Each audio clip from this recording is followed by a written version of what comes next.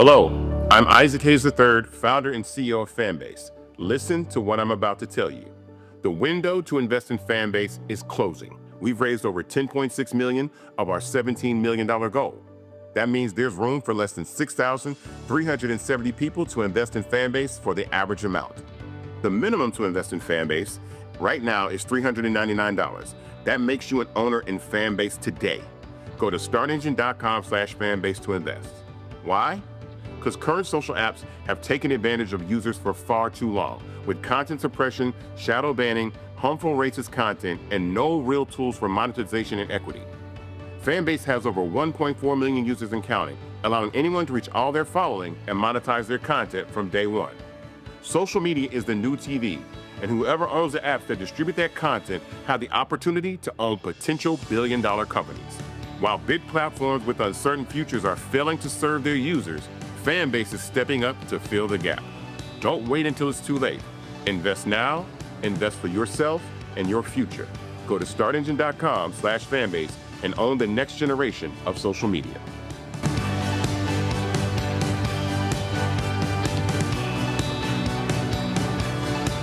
Folks, Black Star Network is here. Hold no punches. I'm real revolutionary right now. Black power. Support this man, Black Media. He makes sure that our stories are told. Thank you for being the voice of Black America, Roland. Stay black. I love y'all. All momentum we have now, we have to keep this going. The video looks phenomenal. See, this difference between Black Star Network and Black-owned media and something like CNN. You can't be Black-owned media and be scared. It's time to be smart. Bring your eyeballs home. You dig?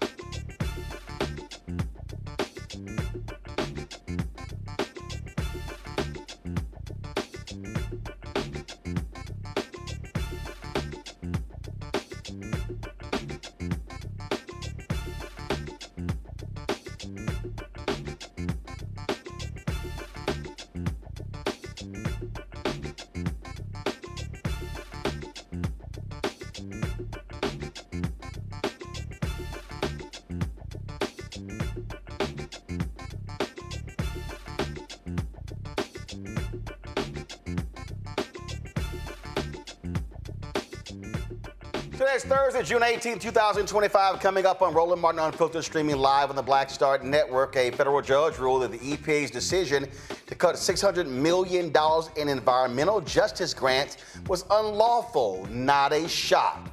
Well, the absolutely unqualified Defense Secretary Peter Hegseth dodges tough questions on Capitol Hill, and he gets reamed out by Senator Tammy Duckworth, who served, and she lost limbs in the military. Oh, I cannot wait until y'all see how she tore him to shreds. You are going to absolutely enjoy. Well, the Fed chair says Donald Trump's tariffs are going to hurt the economy. And then what happens? Well, that idiot Trump, how he's outside celebrating the erection of a flagpole at the White House. He sounded like a drunk uncle with dementia when he was talking. It really was bad.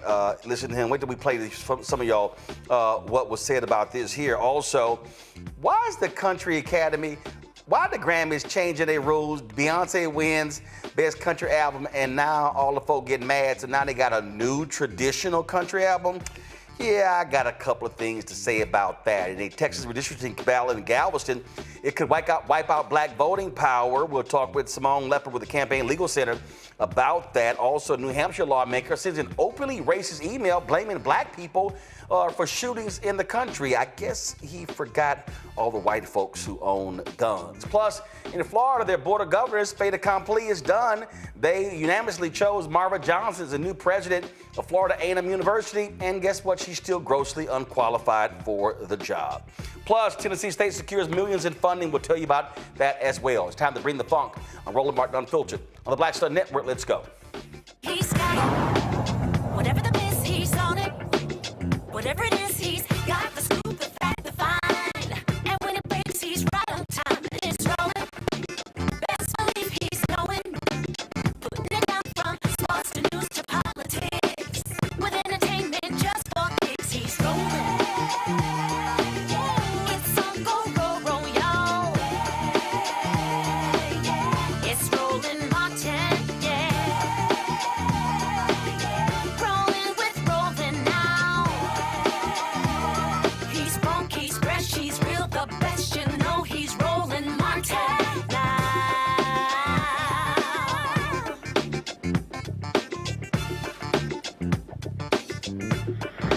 Martin.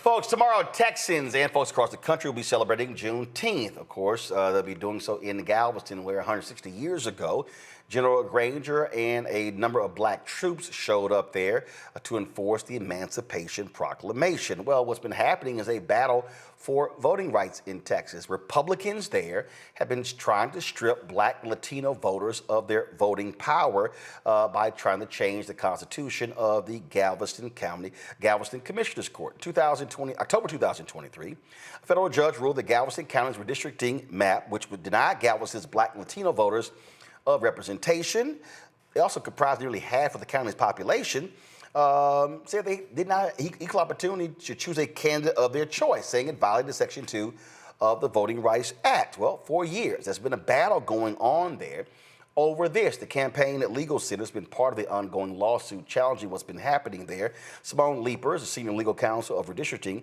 at the Campaign Legal Center. She joins us right now. Simone, this is absolutely crazy.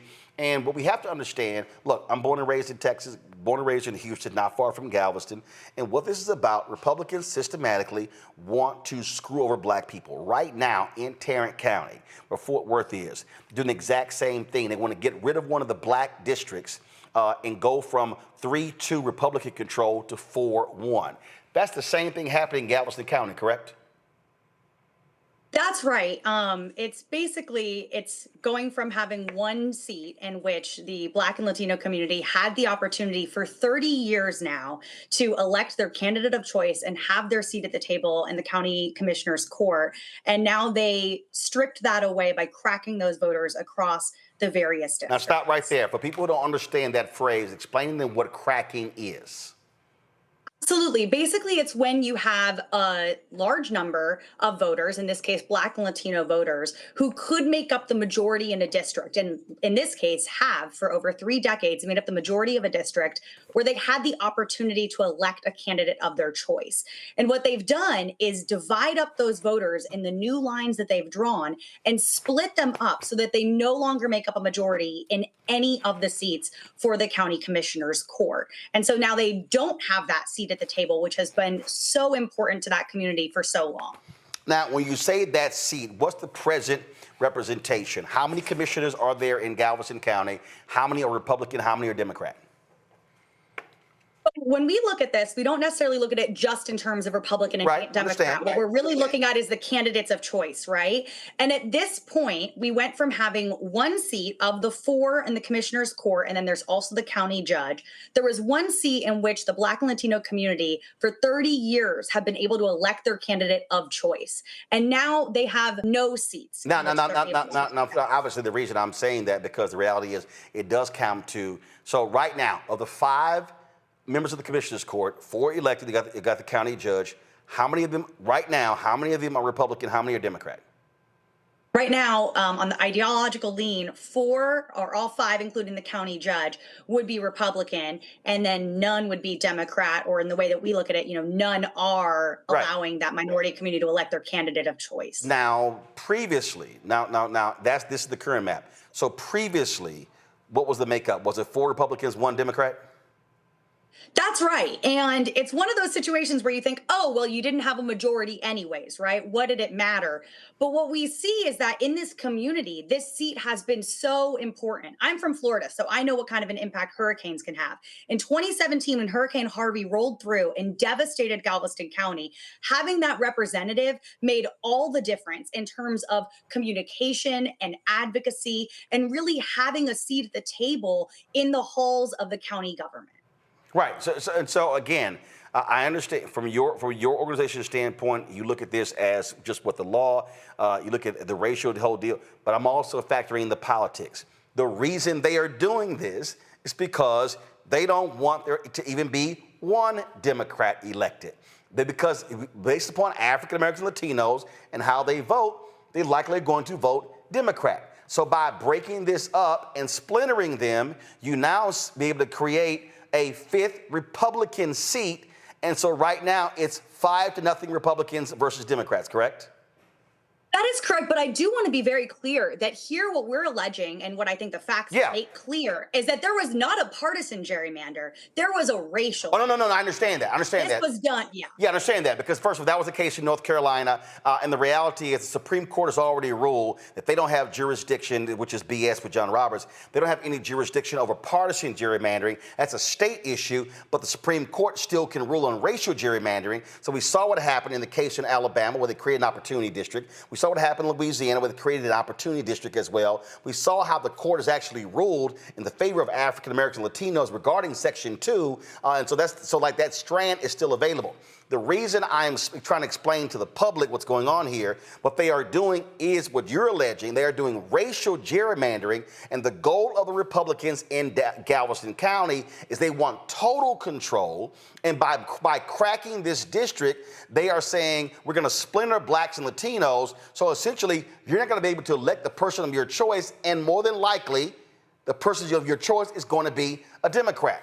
In Tarrant County, the same thing. There are 2 Black members of the Tarrant County court. They want to eliminate one of those to go from a 3-2 Republican to 2 Democrats, and 3 white members and 2 Black to go 4 Republicans and 1 Black. So that's really what their strategy is, and it really comes down to racial gerrymandering, and that's what it boils down to. Regarding this here, has the Supreme Court ruled on the maps in Galveston County? The Supreme Court hasn't ruled specifically on the maps in Galveston County. The Supreme Court was involved in that the district court had said you can't proceed in the 2024 elections based on these discriminatory maps. And that was appealed up to the Supreme Court. And unfortunately, the Supreme Court allowed the election to move forward under maps that were identified by the district court as mean-spirited and egregious. And is that because the Supreme Court sort of has this ridiculous ridiculous damn rule that, oh, it's too close to the elections for us to be able to consider this. So therefore, even though the district court has ruled that it's illegal, leave it in place, and then we'll decide after the election, for a future election, whether it's illegal or legal. Yeah, that could certainly be a factor. And when we have these sorts of things, we don't want to read too much into the tea leaves on, what the court considers about what we call the merits of the case, the actual facts, right? If they're not issuing a written opinion, giving their justification. But that is something that has been a huge problem in terms of saying, oh, it's too close to the election, even when in actuality, it's not. Yeah, because same thing has happened in other jurisdictions where they were frankly electing people under the illegal maps, but the Supreme Court allowed them to continue. All right, so from a court standpoint, where do you stand with this here? Like, is it in the appellate? Is it going back to Supreme Court? Because you're in limbo right now. When are the elections in Galveston County? Are they in an off year like this year, or are they next year in 2026? So it was in 2024 that the election went place underneath the discriminatory map. 2 years or 4-year terms? That is going to be 2-year terms. Got it. So that was in 2024. Correct. The next election. I'm going to be completely honest with you. I'm blanking on it right now, and I don't want to give it wrong information. I apologize. No, don't worry about it. I can easily find it. So we're talking about, if you're talking about, where does the court case stand? So right now, the court case is back down at the district court level. So the district court judge ruled under a set part of our claims that we made, right? So there's the parts of the claims that are moving forward right now are about intent. It's about the discriminatory intent and the racial gerrymandering.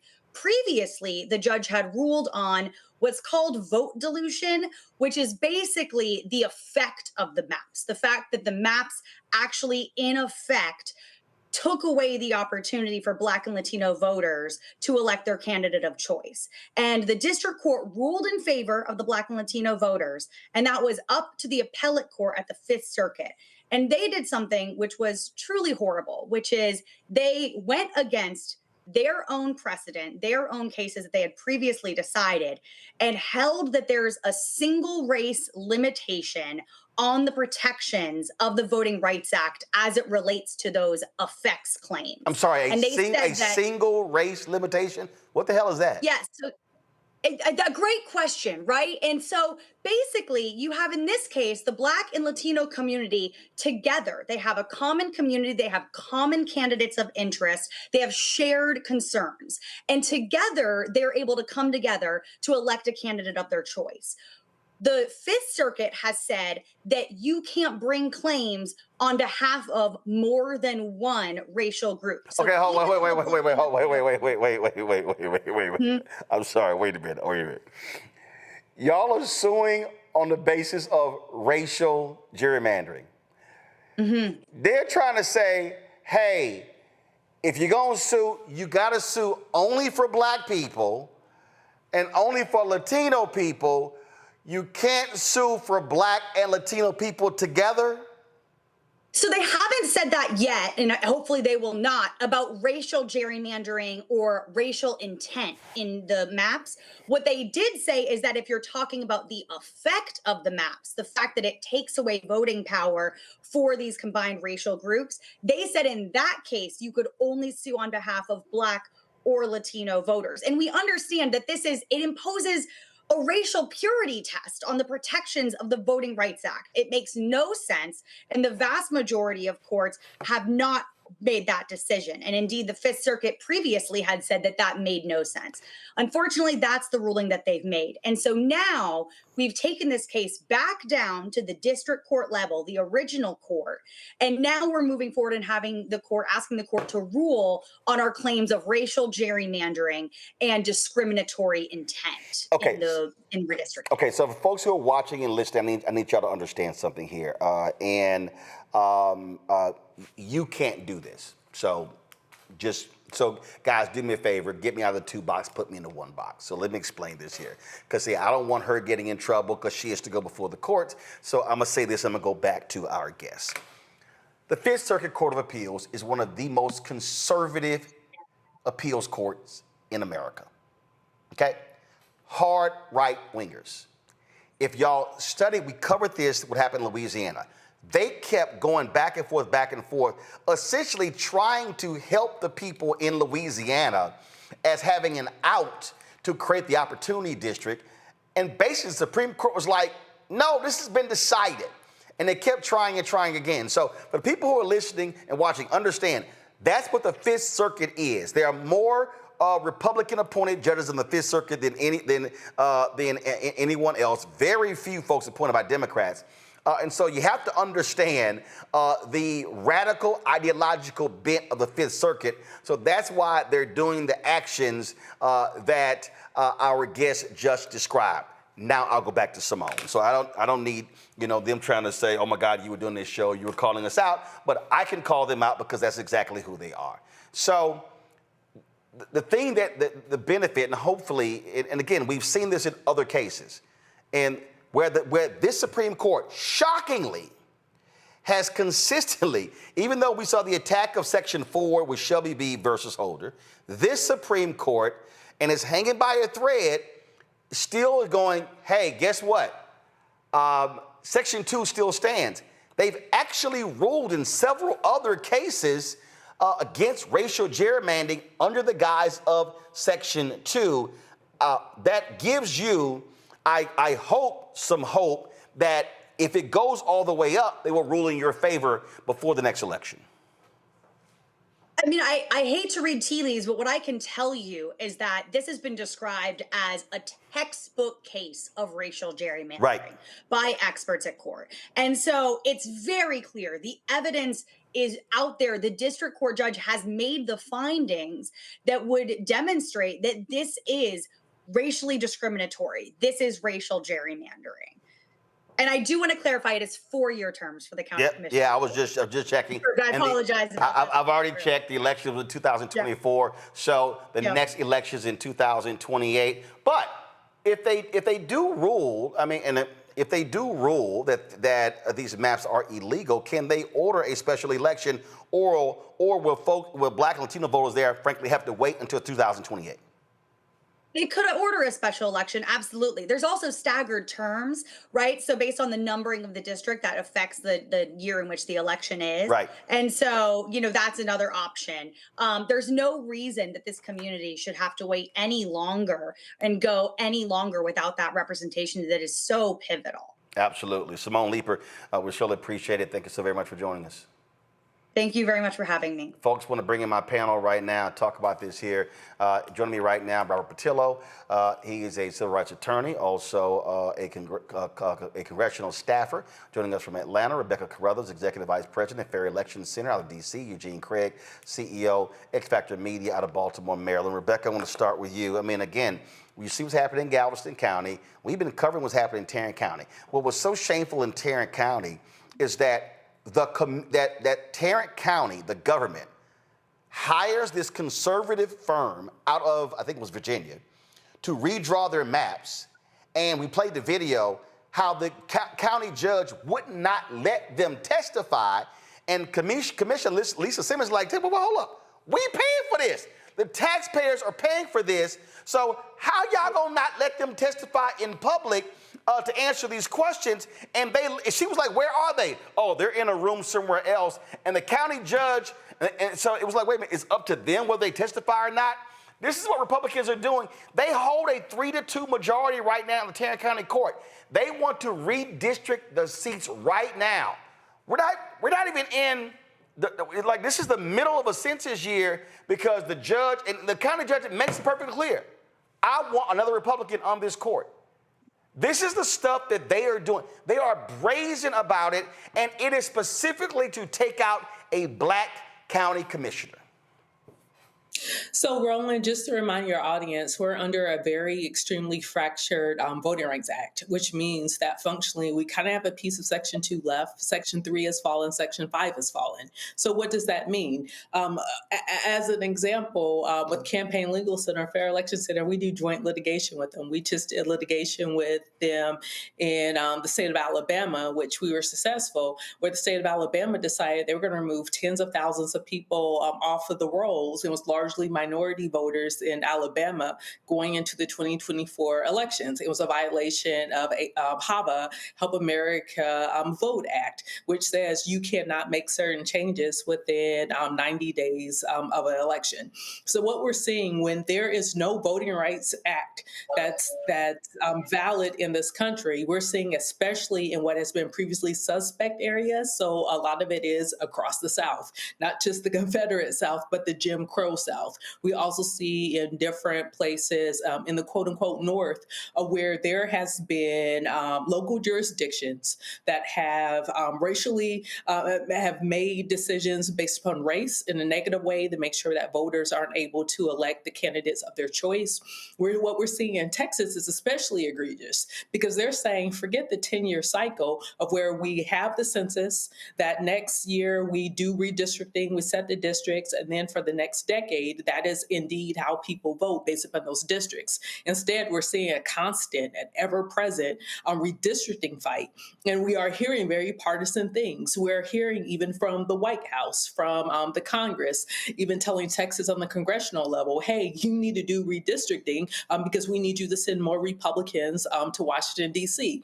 That's not the way this thing should work. So right now we see the way voting, we see the apparatus to determine whether it's redistricting, determining political districts, or even the apparatus of who gets to vote, we see it extremely heavily politically charged. That is not the way it's supposed to be.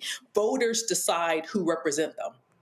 Politicians aren't supposed to decide who their voters are. But what we're seeing is a very blatant and naked attempt on keeping power, because if all things were equal, if we were making sure those who are eligible are able to vote, if we were making sure that we had fair maps in how people are able to vote, Congress will look different. And that's what certain people in this country do not want. Eugene, look, this is all about a naked power grab. And again, that decision by the Supreme Court that was led by Chief Justice John Roberts that, we don't have any say-so in partisan gerrymandering, that's left up to the states. And so the authority there is the state Supreme Courts. That's what opened the door for the Republicans to say, in places where we run the state Supreme Court, we're just going to change the maps. The problem is the Supreme Court, federal government, still has control when it comes to racial. That's why when they had a previous court case in North Carolina, and they lost one of these, Reverend Bishop Barber kept telling the white folks in North Carolina, do not sue on the basis of partisan gerrymandering. He said you have to sue on the basis of racial gerrymandering. They ain't listen. They lost that case. And so that's the only glimmer of hope that we have, because what they're doing is they're trying to play games with it, but clearly in the Galveston County case, in Tarrant County, they targeting black people and in Latinos as well. This ain't partisan, it's race. It's 100% race, right? And look, during your opening segment to this segment, we ran down Louisiana, Alabama, North Carolina. You're seeing the same gerrymander in Georgia. I mean, even see it in New York to a degree, right? The fact that Congressman Lawless, but it does come down to race. And what they've also understood is that, because of the race that black people vote for Democrats and the race that Hispanic people vote for Democrats, if we're able to fracture that vote up, you're able to make sure that Democrats aren't able to get elected, or just common sense public figures aren't able to get elected. And that's what the fight is going into the 26th election and the 28th election, and then lead into the 2030 census. Robert, I made it all plain right here. This is about power. And their whole deal is, if we can sit here and roll back, take this seat, this seat, this seat, again, shove all these black folks in one district, that's what they're doing. Same thing happened. This was the South Carolina case where they said how they were removing black people out of Nancy Mace's district, pushing more of them into Congressman Clyburn's district to make that seat more black. And for years, I remember Cornell Belcher came on my Washington Watch show on TV One, and he made this point, and a lot of black people got upset. He said, black people, we have got to stop. He said, we got to be smart about our politics. He said, we've got to understand the power of black voters. He said that we're so fixated on black representation as opposed to Democratic representation He said, then we're going to lose. And people were like, man, what are you talking about? We want more black people. He's like, no. He said, your black people can have more power if all of a sudden 25% of this district is black versus 65% of this district being black. Let's just take 65% here. He's saying, yo, if 15 or 20 go over here, this is still a majority black district. And a lot of people were really upset with that. And we saw that play out in Texas when the Republicans in Texas targeted the white Democrats. And so what they did was, and this is when the Democrats actually fled the state to try to stop this thing from being passed, and it didn't work. This was the first time, not the second time. And I remember, you had a black state representative, Ron Wilson, who went along with their particular plan because he thought he was going to win the congressional seat that was created in Houston that's now occupied by Congressman Al Green. Well, guess what? He got his ass whooped. Then he got his ass whooped and lost his state seat and later had a stroke, so he out of politics. And so black people said, no, we saw what you were doing, Ron. You were full of shit by aligning with Republicans. But what happened? They took out all white Democrats. And so the Texas congressional delegation expanded to be more Republicans by taking out the white Democrats because they were packing the black people in the black districts. And so that's what people are saying you have to be paying attention to, the games that they're playing. Oh, no, no, no. We're going to put more black people in your black district, so you're good. What that's doing is preventing black people from deciding that second district. You're absolutely correct. And I want people to remember that your first day of political science class in college, they tell you that politics answers the question, who gets what when? It's about the public distributing the public goods. And they base that upon who has the most people behind them. And so when we're talking about voter suppression writ large as a big subject matter, folks have to understand that there's two ways you can do it. What you were just describing is packing. You put all the black folks into one district to have super majority black districts. Therefore, with the exact same population, let's say there's 10 congressional seats up for grabs, you're going to have one super majority black district and then 9 lily white districts with that same population. Then there's dilution. If you take that same majority black district and cut it up 10 different ways, where now each district only has about a 10% black population, well, now you've also diluted that vote because now you don't have the power to actually elect people within those districts. That's the second way you can do voter suppression. So this is why it's so crucial that we pay attention, not just on the federal level. Black folks will turn out for a presidential election. We will turn out for a gubernatorial, a Senate election, those sorts of things. But these state elections going into the second half of this decade, because when we go into redistricting in 2030, we will not have the protections of any version of the Voting Rights Act of 1965. There will be absolutely no remnant of it on the books. The Supreme Court, as it exists right now, is only waiting. They're chomping at the bit for a case to bubble up to them so they can get rid of the last remnants and kill the Voting Rights Act dead, and the Civil Rights Act won't be long after that. So when we're going into this 2026 midterm to the 2028 election, we as a community have to make it a bedrock principle that anybody who strolls into our neighborhoods and says they want our votes has at the front of that list, not just renewing and supporting the Voting Rights Act of 1965, passing a new version for 2025. Passing a new Voting Rights Act, not just the John Lewis Voting Rights Act. We have to take it to an entirely different level because the fight is completely different. You've been saying, and I've been saying for 2-3 years now, read Project 2025. Page 555 of Project 2025 talks about using the military to go into cities to put down mass demonstrations and limit free speech. And we just saw them do it last week in Los Angeles. They are telling you and choreographing that they are doing every single thing in Project 2025, and they're doing it quick, fast, and in a hurry.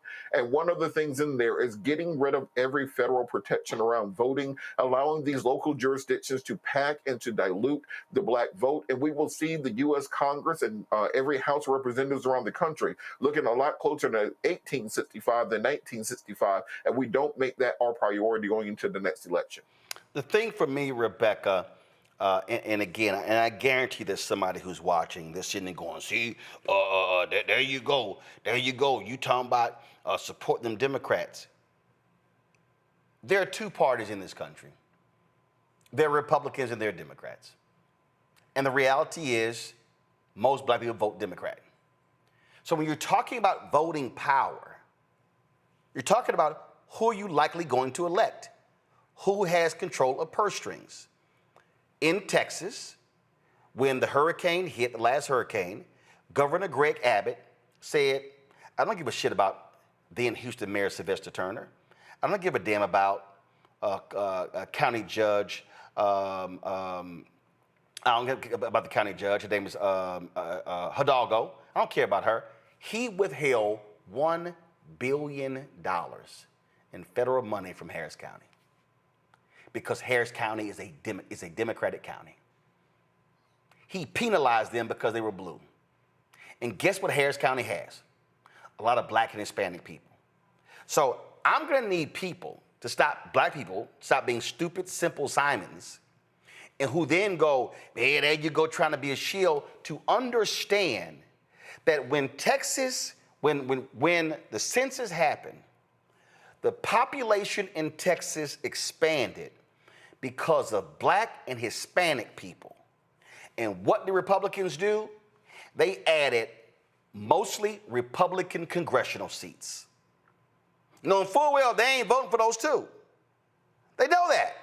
So I'm gonna need black people to understand that their whole deal is you get caught up in the D versus the R, the donkey versus the elephant, the blue versus the red, but the Republican strategy is to freeze black people out of political power, which now means you can't control budgets, you can't control dollars, and that's what politics boils down to. It boils down to the delivery of resources on the city, school board, county, state, federal level. You know, another way to frame this isn't black people voting Democratic or black people not voting Republican, but understanding the power and the process and the history of black political power and why black people vote the way in which they vote. When we look at when blacks black men specifically got the right to vote post-slavery, largely black folks then register as Republicans, the party of Lincoln. But there was also a radical republicanism agenda that was going through the Congress at the time. We saw at that point that Democrats were largely the segregationists. They were the party of Jim Crow. But then we started to see a switch. We started to see that the Democratic Party decided, hey, we're going to be the ones to pass. They said they were going to be the ones to pass civil rights. They were going to be the ones to pass voting rights. So at that point, especially with the northern migration patterns, we started to see that black folks largely started to vote Democratic. To be clear, black people do not vote for Democrats because they love the Democratic Party. Black people are extremely pragmatic, extremely rational. So to all the people who say that black people are on the plantation or that they are sheep, you have to understand the pragmatism. Black people have in the last about 50, 55 years have voted overwhelmingly Democratic. It's because they believe the Democratic Party has delivered things that the Republican Party hasn't enunciated or indicated that it will be willing to deliver for black people. So one thing that I would say about black voters, highly sophisticated, they are voting based upon their interests. In fact, they are the only and most consistent voting bloc in this country that is willing to vote based upon their interests. And what just so happens is that the way black people vote tend to be in the best interest for their entire country. And so we got to frame it out. It's not just a partisan lens, but it's a rational choice lens in which how black people decide to vote. And what we're seeing in this country right now is that there are people in this country who do not want black people to have political power. Period. If black people were largely Republican, there would be people in this country who would not want black people to have political power. Because if black people were largely Republican in this country, we would see that Project 2025 will probably be the opposition party to all of those mass black Republicans. Just so people understand how this thing has happened, how this thing has worked the last 200 years in this country. It's about a dilution. It's about an elimination of black political power. All right, then. Got to go to a break. We come back, folks. We got lots to talk about right here on Roland Martin Unfiltered on the Black Star Network. Next on the Black Table with me, Greg Carr. A very different take on Juneteenth with the one and only Dr. Sunyata Ahmed. We'll explore the amazing foods, remedies, and rituals that are a part of our history and the Juneteenth holiday. So it's our responsibility to return the healthier version to our folks instead of just the red liqueurs marketed to us, the red sodas and the other things. I mean, why does the Kool-Aid man have to sound like Louis Armstrong? He's like, oh yeah! Yeah, right. An enlightening and tasty hour of the Black Table, only on the Black Star Network.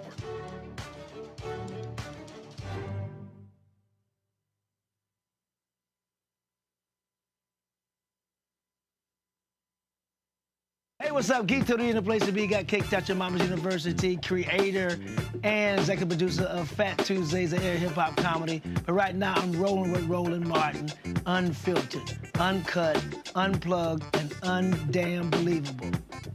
You hear me?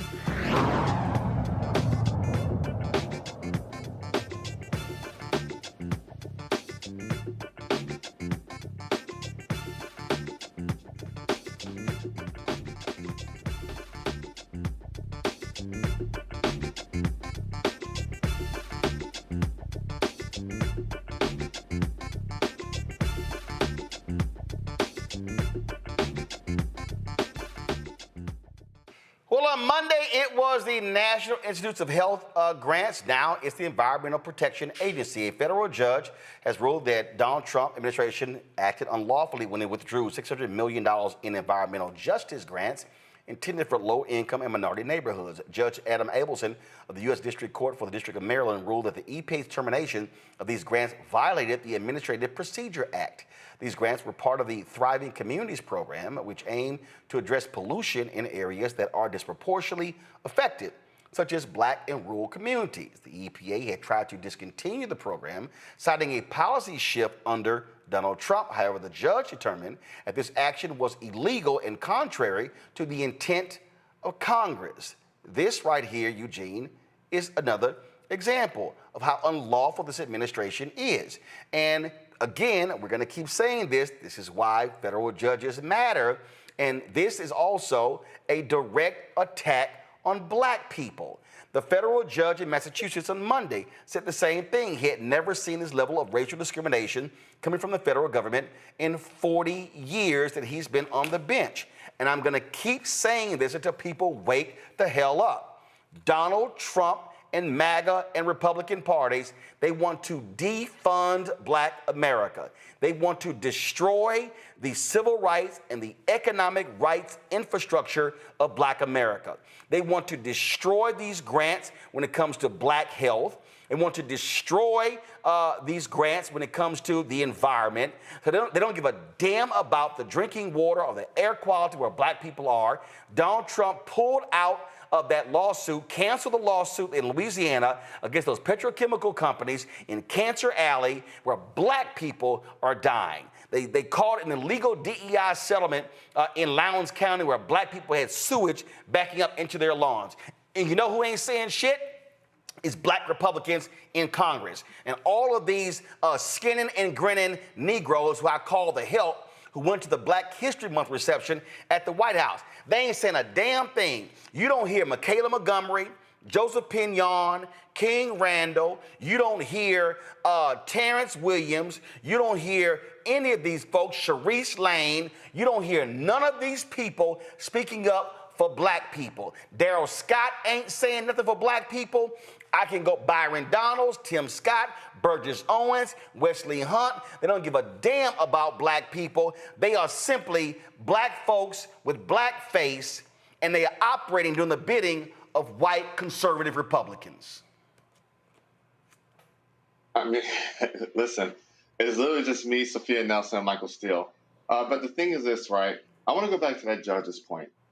At the end of the Biden first term or last term, at the end, that last quarter, right? People, oh my gosh, what is Sleepy Joe doing? You know, what is Biden doing? You know, X, Y, and Z. That last 3 to 6 months, he was fighting to confirm judges. Why?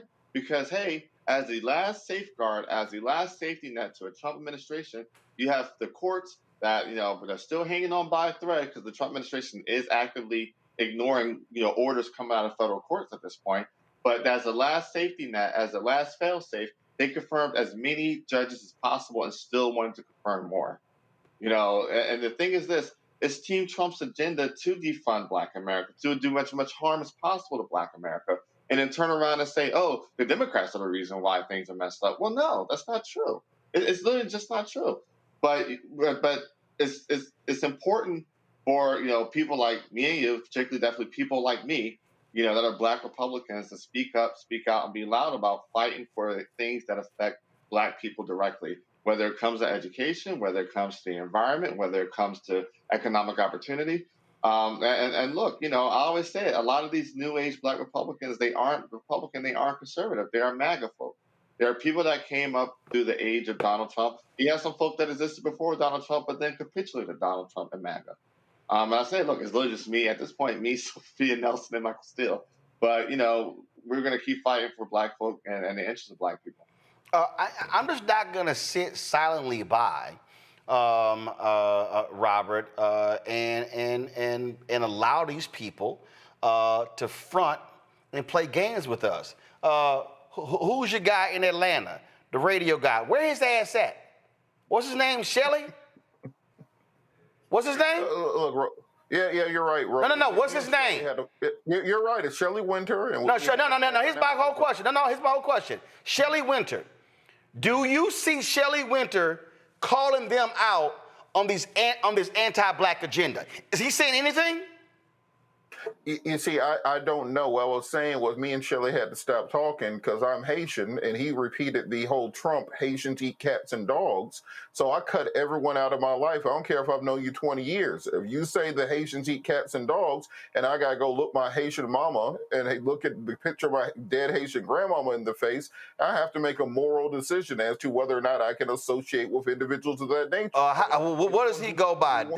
Does he go by WINTER or WYN? This is weird, Roland, but that shit ain't weird. I'm asking you a question. It's a strange thing we're doing, girl. You know how to spell his damn name. How to spell his name? It's WYNTER. Good. Now keep going with your comment. Now, Rob, we run down on people on this show. No, hell yeah. No. I ain't. Listen. Listen. I ain't trying to sit here and play nice with these people. Because here's my whole deal. I know Black Republicans. Okay, Eugene's a Black Republican. Michael Steele's a Black Republican. Our dear friend Chris Metzler, who passed away, was a really good brother. I've known Black Republicans my entire life, and those are Edward Brooke Black Republicans. These are people who are conservative, but they actually love Black people. When I talk to Elroy Saylor, they love Black people. But these Negroes, they love trying to talk about how y'all on the plantation. Dems ain't doing nothing for y'all. And when these white MAGA folk target Black people with anti-Black agenda, all them Negroes quiet. Now, if you want credibility with me, call them out when they do something wrong. And so that's why I asked for his name, because I'm going to look for his damn social media, and I'm going to see what his ass got to say. Go on right ahead. The point I wanted to turn back to is a point about environmental racism and why this EPA decision is so important. And when progressives, when liberals use terms like environmental racism, it loses a lot of people. If you grew up in a neighborhood where there were some big-ass power lines, some high-voltage poles that went over your house, and now all the kids don't act right, that's environmental racism. If you grew up in a housing project like I did, you looked out the back window, and there was a big-ass landfill right there full of who knows what kind of chemicals and stuff that we were breathing in that went into the water supply, and that's where all the Black neighborhoods were. Environmental racism. If you were in a community where there was a giant, let's say you're in Philly, and there's a factory with an eternal flame burning methane when you go by on the highway, and that smoke comes down onto a neighborhood inhabited mostly by Black and brown people, and now the test scores are lower there than they are on the other side of town, that's environmental racism. So I want folks to understand that when we talk about some of these terms, it sounds like they don't have anything to do with you. Or when Donald Trump and the conservatives talk about deregulation of business. Yes, it sounds great to have deregulation. Deregulation also means they can put lead back in the paint. Deregulation means they can put asbestos back in your attic. Deregulation means they can dump those chemicals directly into stream that's upstream from your water supply, and that doesn't impact them. So we have to be educating these conversations, ensuring that we are fighting these fights and operating in a manner that we're not just simply saying, well, does it directly impact Black folks? We have to ask the question, how will it impact our communities and our country writ large? See, I'm sitting here looking, your boy, Carol, go ahead. Carol, book Shelly ass on the show. Because I want to ask him directly these questions. Because under his Twitter bio it says, never scared, Black, and conservative. Well, I want to know if he's saying anything against these policies. Because, Rebecca, they're absolutely, positively anti-Black. Look, there's a lot of quiet people. I mean, you could add on Angela Stanton and other people, but also we have to call out some of the Democrats who have 2028 aspirations as well. You know, if indeed Black people are the most consistent and largest voting bloc or the base of the Democratic Party, then where are the 2028 Democrats as well in talking about the anti-Blackness that's coming out this administration? Well, I'll be honest, I don't give a damn about any 2028 Democrats, because hell, we ain't even got the 2026 yet. You can't focus. My whole deal is, I think that's part of the problem. Folks spending too much time on 28, they ain't paying no attention to 2025. But that's the point. The very people who are now going on social media saying, where is Barack Obama? Why isn't he standing up and talking about this moment? Well, guess what? Barack Obama is not the leader of the Democratic Party. So for those who are trying to be the leader of the Democratic Party, then they also have to understand that there's a call to action for them to use their voice in this moment. Don't wait until 2026 or 2027 and then all of a sudden you want to be the champion and tell Black folks, hey, you need to show up and vote for the Democratic Party.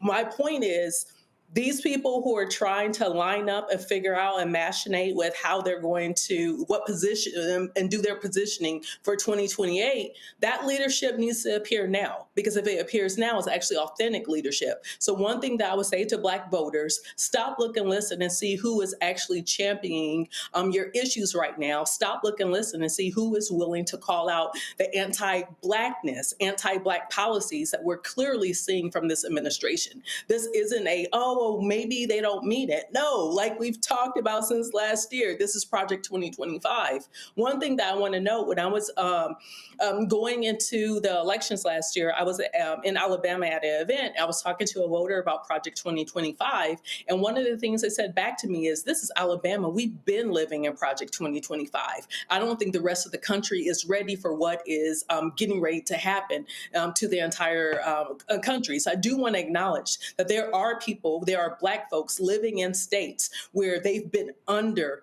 this type of framework. They've been under this type of government, but now we're seeing it nationally. See, the reason, y'all, I'm a little froggy about this here is because I'm just not interested in these lame-ass people getting away with their BS. I mean, I'm when I say I'm sick and tired, and I'm sick of being sick and tired, I am. I had a conversation earlier today with somebody, and we were talking about issues of faith in the poor.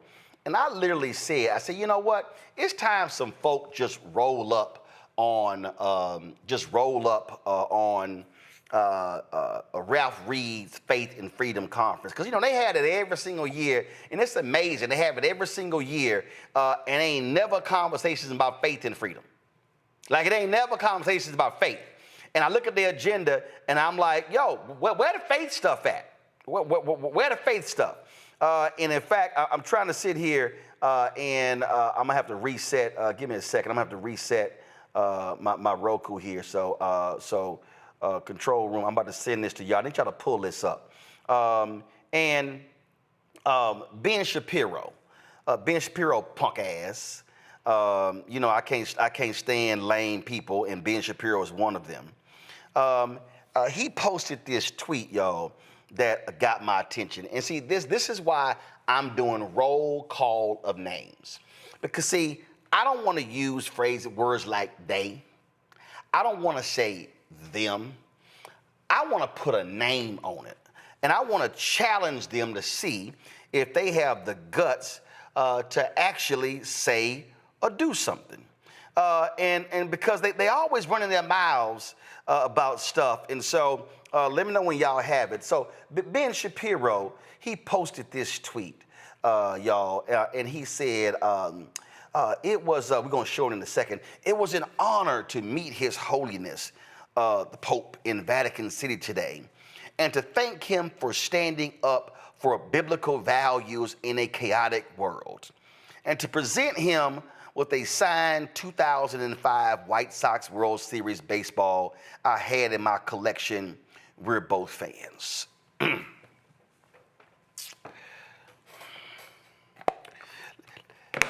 Let me explain to y'all why Ben Shapiro is a punk ass, okay? And so I'm about to explain to y'all why Ben Shapiro is a punk ass for this lame ass tweet. Because Ben Shapiro, you thanking the Pope for standing up for, quote, biblical values in a chaotic world. Does that include Gaza? Does that include the poor? Does that include the Catholic Church being against the death penalty? See, exactly which biblical values are you thanking the Pope for? See, right now, with this big, beautiful bill, that bill is a shameless, despicable attack on poor people and the working class. Ben Shapiro, were you thinking the Pope talking about them? See, I'm tired of these performative so-called evangelicals, Christians, folk who claim to be people of faith, whether they Jews, whether they are Buddhist or Hindu or Christian or Muslim, whatever you want to call it. All I want to know is, which Bible are you talking about?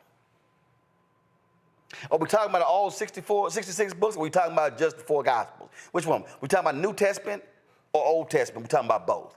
See, that's my problem with these people. And see, I think part of the problem is that people of consciousness are unwilling to name them. No, I'm talking about you got to name them. You got to call them out by name. You got to look them in the eye and say, you are a trifling ass so-called Christian.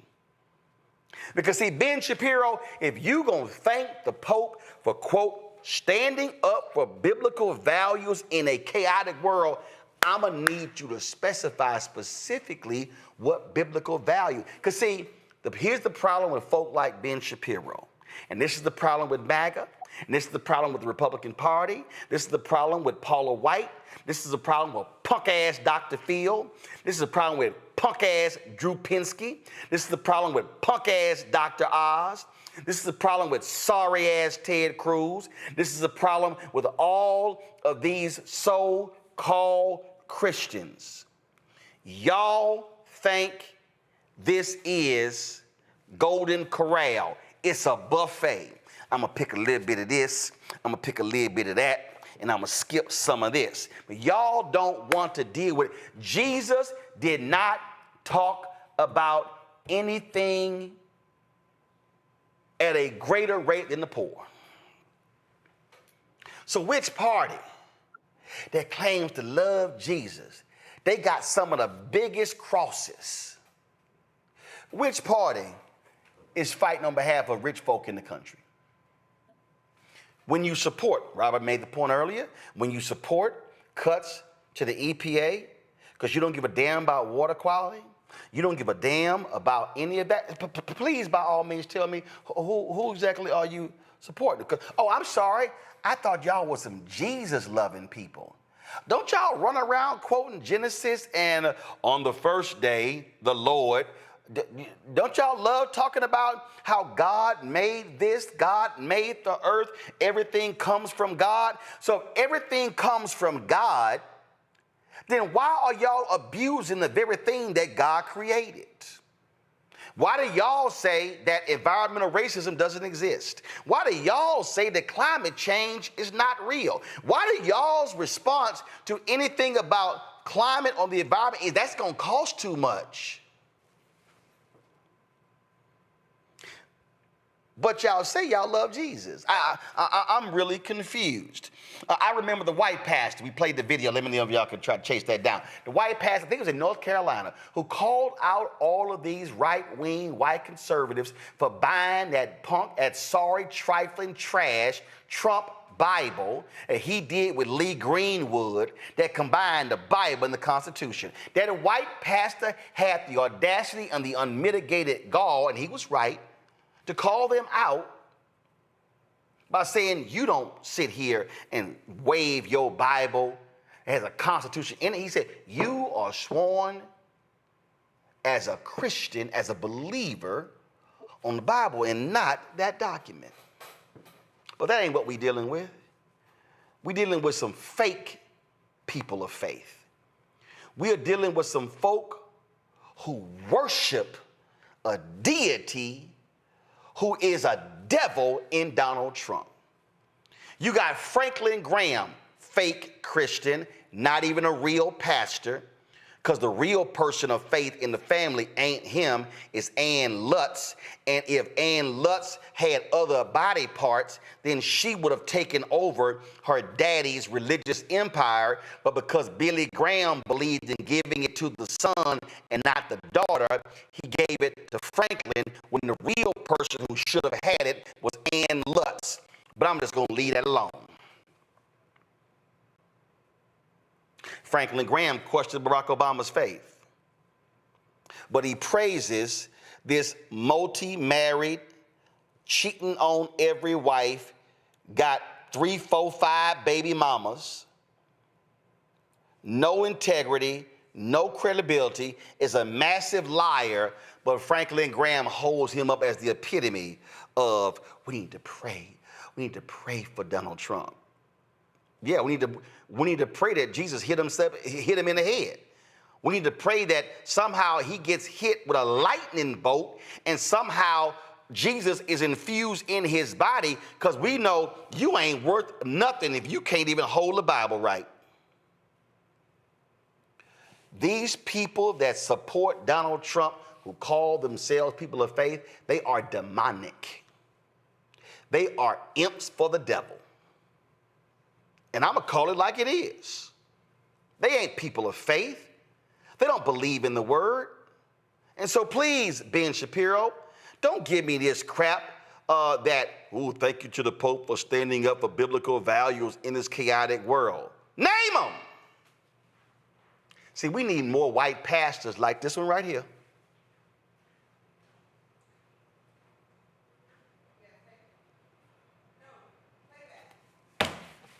Come on, y'all. Thank you. Let's go play it. People that don't read and pray will get politics mixed up with church. They start mixing and meshing together. That's why some of you bring politics into the church. You think that politics is spiritual stuff.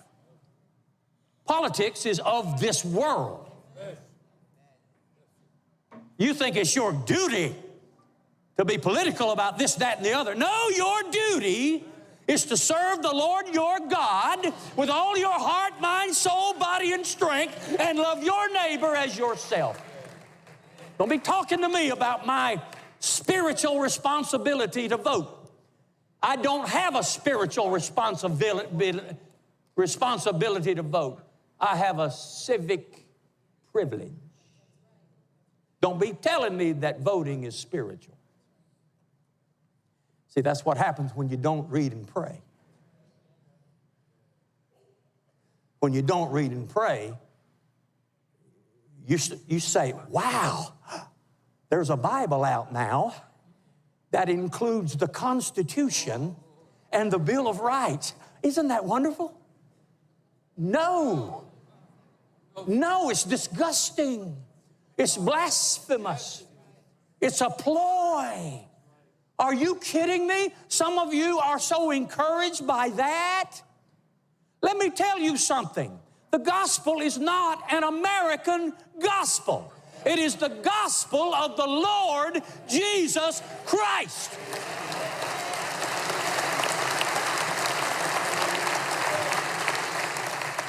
Pastor, I bought the Bible. Really? You're telling me that you're encouraged because someone took a government, U.S. Constitution, a document that says we are of the people, by the people, and for the people, the people, the people, the people. And you have put it right beside the Word of God, which is eternal, unchanging, which says, of him, by him, through him, to him, from him are all things, and you're going to put those together and be happy about it? God forbid. Now, you can get mad if you want to, but I'm going to tell you something. If you glory in that kind of thing, you don't have a prayer life. If you glory in that kind of mess, political mess, you do not know what the Word of God says. I'm going to rear back and tell you something. This is not my home. This world is not my home. I've been sent out just like the 70 were sent out. You've been put here and sent out just like the 70 were sent out. We've been put here as strangers and pilgrims, and we are passing through. I am just walking through. I'm just renting an apartment for a little while in this strange and foreign land. No, sir.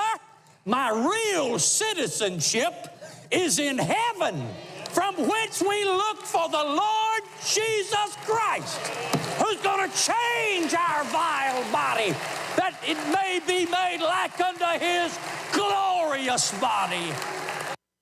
Eugene, real simple. There are few white pastors with the guts to say that. Listen, across this country, you have the evangelical church at this point that is decided to hit the Republican Party. That's the reason why Iowa kicks off the primaries and presidential cycles. You don't have too many white pastors that are walking around with that level of conviction, that level of consciousness. The issue also, he's right. These pastors aren't reading their Bibles, and they're selectively preaching from their Bibles. We have all the infamous pictures of all the mega church leaders and high name faith leaders and faith in quotations, their hands extended out over Trump, praying for him, but they're not praying for him to do right by people that are hurting in this country and across the world. They aren't praying for him to do right and solve conflicts of people across the world in this country. And that's what it's been. You kicked off the segment with Ralph Reed's Faith and Freedom Coalition annual gathering. I wouldn't even call it that. I would call it the Indoctrination and Tyranny annual gathering, and that's what it is. You're not going to hear Ben Shapiro, who's not even a Christian, be able to define what Christian values he's hoping the Pope is standing on and getting the business clear on, because he doesn't even believe in them himself. And so, we're living in a really, really weird time that's kind of always existed, but now in our forefront for XYZ reasons. But it is reinforcing. It does feel good to see, particularly white pastors. Because we have black pastors who have always spoken to the truth and conviction of the Bible, to the truth and conviction of the faith, but the freedom that the faith gives, right? Black liberation theology is a thing, and it's sad that, when Barack Obama, got elected and during that whole cycle that, the black faith got dragged through the white media. But, it is, well heartening to see a white pastor standing on business when it comes to the actual faith of Christianity. I'm just not interested for a second, Rebecca, in giving these people any space to breathe.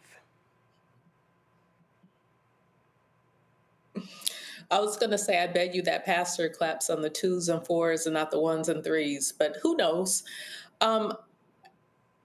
Eugene kind of hit on this, like hearing faith and freedom. I would never attend something called that if you're not talking about liberation, because the Bible talks about in Christ there is. I'm talking about, Rebecca, they ain't got nothing about faith and the poor on their agenda. Not a year. Look, like I think I've shared on the show that I grew up Kojic, Church of God in Christ, so very much Pentecostal. I was fourth generation Kojic until in college I started to go to some non-denominationals. And what's interesting is that also growing up in the Midwest, I grew up around a lot of white evangelicals because Kojic to some extent is Black evangelicals, especially before the Bishop sheared out of Detroit era of Kojic. And my dad was a minister. I remember my dad asked me, what's your favorite passage about Jesus? And I was like, Matthew 21. And for those of you all who aren't familiar, that's the Jesus who fussed and cussed in the temple, who went and he overturned the tables, beat people's behind, pushed them out the temple and said that you are a bunch of corrupt grifters. Get out of my daddy's house. And so when I think in terms of the gospel, when I think in terms of freedom and liberation, it's not what Ben Shapiro and the rest of those ilk are trying to sell. In fact, my viewpoint is that they're trying to sell white supremacy in the frame of trying to use biblical, quote unquote, biblical words. And even when people say, oh, I believe in biblical principles, what does that actually mean? How are you living that out? Doesn't the Bible say true religion undefiled is taking care of the poor, taking care of the widows, taking care of the fatherless? Those are the tenets of what religion is supposed to be if you're actually following what the Bible actually says, which, like you said, many of these people aren't. Instead, they're subscribed to a cult that's rooted in white supremacy. Just like if I ever walk into a church and the picture of Jesus is blonde and blue-eyed, I'm leaving. That's a cult. It is white supremacy. It's not even quote unquote biblical. People got it all the way mixed up in this country, especially understand of how Black theology plays into this, especially of those who descended from slavery, who were forced to deal with spirituality in terms of a slave master's Bible, which didn't have any of the liberation text, any of the freedom, if you're going to use freedom, but I prefer using liberation. So Black people in religion, and even to Eugene's point, the way in the Barack Obama presidency, especially the first term, how the Black church was really skewered, especially around Black liberation theology. I view Black people, we're spiritual. Are we necessarily this Christianity thing that has evolved and rooted in white supremacy? No. So it doesn't even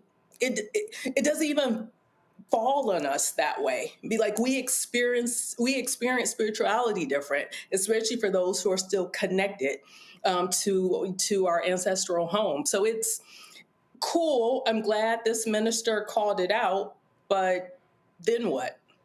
We need all the Southern Baptists to call it out. We need all the Southern Baptists to stop being so segregated, stop being so anti-Black, because they're ultimately the ones who put all of this in the White House. They're the ones who put the people like Marjorie Taylor Greene and the rest of those ilk who are very much anti-poor people, anti-diversity, anti-women, anti all the things and the people that Jesus hung out with in the Bible. Well, Robert, we also need Black preachers to be a hell of a lot more proactive in confronting these folk, challenging them to their faces at their conferences, at their events, and not just in their pulpits. You're absolutely correct. And just kind of to Rebecca's point, and for my etymology nerds, I see you, I hear you, I'm here for you. Look at the word religion itself. Then that kind of Latin prefix, reg. What are some other things that have that same prefix? Regulation, regiment, regality.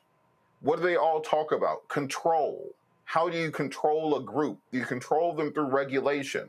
Do you control them through being a royal, through regality? Do you control them by putting them into a regiment where they're doing the same thing all the time? Or do you control them with religion?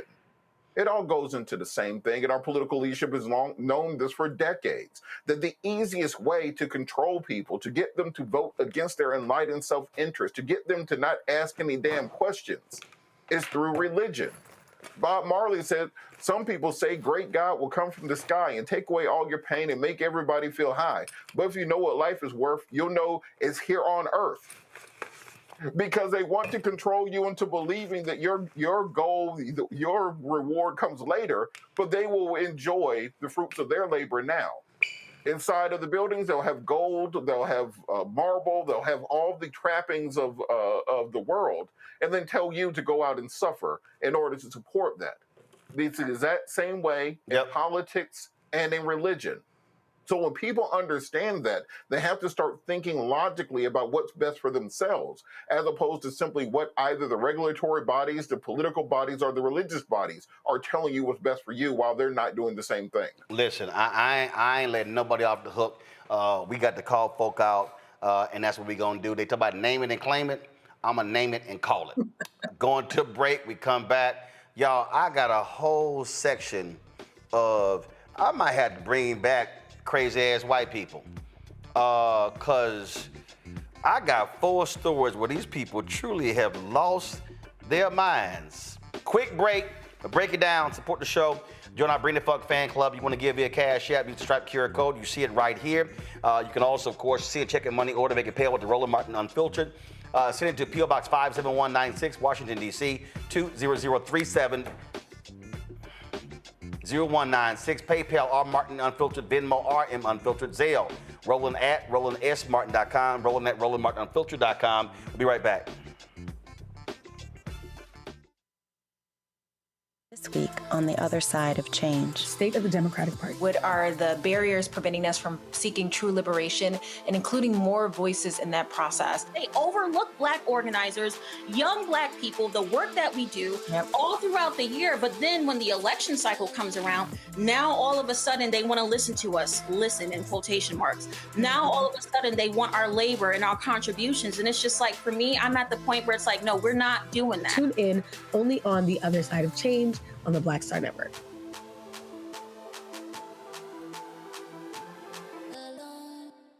Hello, I'm Paula J. Parker.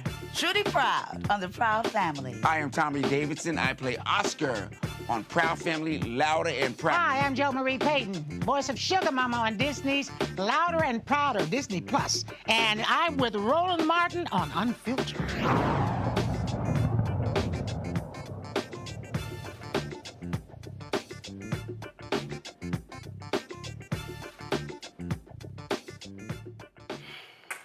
Lord, I really get some of my best laughs these days when these whiny, crying ass Trump folk who are undocumented,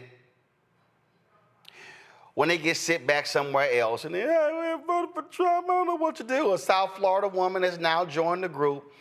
She's regretting for voting for Trump because her daddy got his ass snatched by ICE. And now, he about to get deported. Roll her crying ass.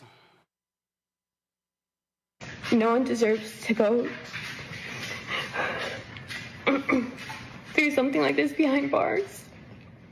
He has lived in Florida for more than half his life and worked for the same construction job for many decades. Every day that goes without him here is a day lost forever. This is about being human, about love, connection, and presence. The one thing he needs the most is the one thing that we're being kept from giving him, which is us. I feel that it would be immoral and inhumane to let a man who is suffering, who is terminally ill, spend what little time he has left in pain and isolation. Please don't let him die in a cell. Please don't let his vital memories be of those of pain and isolation. The American flag stands for compassion, kindness, liberty, and justice for all. We're all human, and today I'm asking for one human act of compassion to please let my dad come home. My vote, again, is to deny the request for conditional medical release. When I voted for Trump, I supported the very system that allows this kind of cruelty to happen. I've spent the last few days reflecting, and I feel like I came through some sort of revelation. I questioned my beliefs, my choices, and my role in all of it. My vote wasn't just a mistake, it was the ultimate betrayal of the very people that I come from. I feel like living in South Florida, surrounded by Republican voices, I was brainwashed into thinking I was one of them. I fell for the propaganda, the normalization of cruelty, and I believed the lies that gave me a false sense of security and belonging. I was convinced that voting for Trump was for the economy or against crime, when in reality I was supporting a man and a movement that dehumanizes people. He basically built his platform on targeting immigrants, spreading hate, and pushing policies that ultimately broke families apart. I regret my vote so deeply, and if I could go back and change it, I would. I'm reading, listening, learning, and unlearning everything that I thought I knew.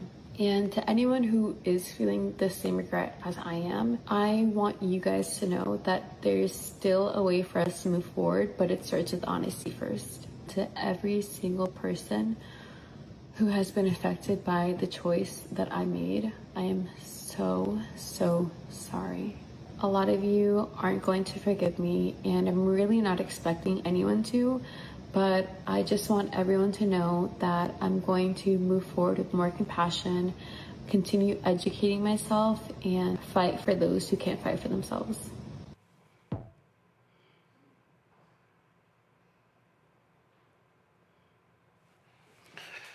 Which one of y'all want to comment on that bullshit? Y'all go ahead. I am so tired. Oh my God! Compassion of faith and liberty and justice for all. Now I've had a revelation. Listen, as a resident Republican in this RMU family, I'll be the one to let her know we don't give a FUCK. You decided to opt up with Donald Trump, and we're opting out of all of it. You know, we tried to tell you. We tried to tell you what's coming down the pipeline. We tried to tell you go read Project 2025. We tried to tell you that, hey, you know, you saw the results from the first administration, so it's probably going to be worse than the second administration. We tried to tell you. We did. We did our best. And, you know, her and a lot of other, you know, Hispanic folk said, you know what, we're Viva la Trump. And now they're crying because, you know, their abuelas, their moms, their dads, their brothers, their sisters, their cousins are being snatched up by, you know, literal mass men. But at this point in time, and because it's Wednesday and their kids probably watching, we don't give a F. Maybe next time you vote right, you won't have to deal with this. I'm just gonna go ahead and make me a protein. I'm just gonna make me a protein shake. Robert, go on ahead, cause I can't even, you know, I all that bullshit. And oh God, I'm surrounded by Republicans. I was brainwashed. Like yo dumb ass can't read. Look, Roland, as the resident Haitian on the show, I have Haitian family members in Florida who voted for Trump and are dealing with similar situations currently. And what the hell were they thinking when he said he sit their ass back last time? He was saying Haitians were eating cats and dogs and they dumb asses voted for him? You ain't got to tell me. I tried to tell them, and they ain't believe these things were taking place, and now they see. But to all those individuals out there who are hearing this and who are realizing maybe he wasn't playing, who are thinking to themselves, well, maybe wouldn't be going to war with Iran by June, and maybe wouldn't have troops in the streets of major cities by the end of May, and maybe he wouldn't crash the economy in 100 days. Maybe you thought that he was joking about that. Well, now you know and you understand. And guess what? The doors of the church are open. You are welcome back. Come back home because we need you for the midterms. We gotta stop thinking about what happened in 2024 and start thinking about 2026. And all y'all people who regret your vote, it's time to come forward, tell your story, tell your testimony, encourage more people to turn out. We have to increase those numbers. Elections are about addition, not subtraction. So we have to bring those people back in. So if you realize you made a bad decision and may have accidentally voted for Hitler in 1933, you're welcome to come back. If we still have elections in 2026, we need you. Rebecca, I'm just gonna channel Bernie Mac. I don't give a fuck. I mean, I'm not going to go back and forth with people who think they're Spanish instead of indigenous, you know? I mean, that's a pathology. That's a choice. I think instead of doing some of this performative stuff, some of those people should just take that to the grave. If I don't know how you voted, then you know what, child, take that to the grave. And, you know, sorry for you. I hope you and your family figure it out. Let's go to our next story. Racist white man in Massachusetts.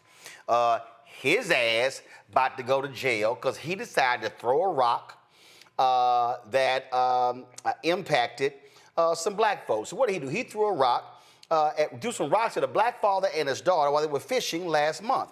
He appeared before the judge to face the charges against him. Now, he's 67-year-old. His name is David McPartland. He's charged with assault with a dangerous weapon and an assault to intimidate in connection with the May 26 incident. Sharon Brown, his 10-year-old daughter, were fishing on a local lake when this white man, later identified as McPartland, came out of his home and told them they couldn't fish in the area. Well, that's when Brown recorded the brief interaction where McPartland called them a racial slur.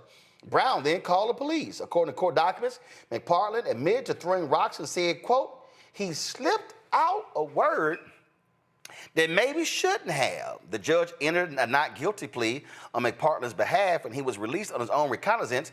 He's scheduled to appear in court next month. Now come on. Now, Robert, I don't know what happened. Nigga just slipped out. I don't know what happened. It was the GA. I don't know what happened. It just slipped out. It just slipped out. Man, I hope they slip your ass in jail. I don't care if you walking in that cane. See, I'm just, and now the daddy upset because his daughter, she no longer interested in fishing. She don't want to go near the water because of this racist white man in Massachusetts. What I want people to remember a couple key words and phrases. So, or encounter yourself in a situation like this. You want to call law enforcement immediately. You want to say the following words. I am under active assault. I'm asking you to step away. I'm going to have to invoke self-defense and make sure the police hear this. At that point, you can officially whoop that person's ass, actually. You're defending yourself from an individual who was assaulting you with rocks. You don't know the nature of the rocks. You don't know what their intentions are. He doesn't know what happens the minute that he decides to commit a felonious assault upon you. And for this reason, you are legally entitled to beat the brakes off their happy ass. Because if you get yourself in that situation, occasionally, you'll have to find out about consequences. And class, it's important for us to appreciate the word of the day, which is consequences. Okay, look, I ain't no lawyer, so this is how the call should go. Hey, 911, I'm gonna need y'all to send the cops and send an ambulance because a white man that threw some rocks at me and my daughter. I'm about to whoop his ass right now for self-defense, so he gonna need an ambulance when I'm done with his punk ass. That's how my call gonna go. Okay, all right, so let me go on this one here. White woman in California loses her damn mind, calls some black movers niggas. Now she mad because they recorded a video, posted on TikTok. It's got more than 2 million views. Roll it. House is blocked off. I can't get out. I live here. I can't get out of my fucking house. Fuck you. Yeah, I think a simple "can you move your truck, please" would have sufficed. You stupid nigger. Right. Glad I recorded that. Okay, so here's the details here. Okay, the black guys were moving. The truck was blocking the street, blocking the driveway. She comes out and says, "Acting a fool, need y'all to move." They said, "No problem, we'll move the truck." But she had to get a little extra, then calls them the N-word. Well, what then happens? They post the video on TikTok. Her ass got real famous real fast. Then her dumb ass, what has she decided to do? She decided to hit them up. Can y'all take the video down? She got rid of all of her social media as well. No, when I saw the story, Rebecca, I was like, no, I think she needs to be more famous. Roll that shit again. House is blocked off. I can't get out. I live here. I can't get out of my fucking house. Fuck you. Yeah, I think a simple "can you move your truck, please" would have sufficed. You stupid nigger. Right. Glad I recorded that. Ain't that something? Said, you stupid nigga. That's the quote that she actually used. And so I can't, for some reason, I can't pull up my iPad today. But the white woman in the video, Rebecca, Her name is Kaylee Buchanani, Buchinani. Her ass done left the state. Her ass done left the state. Y'all, she's dyed her hair purple so she can't be recognized. She's gotten rid of all of her social media. This is the quote that she said on Zoom to this K-Ron Channel 4. "I'm sorry for what I said. I'm sorry I wanted to hurt you, but it's not because I'm a horrible person. It's because I've been struggling recently." Buchanani says she's received death threats, Rebecca, and had people harass her about what she said in the video.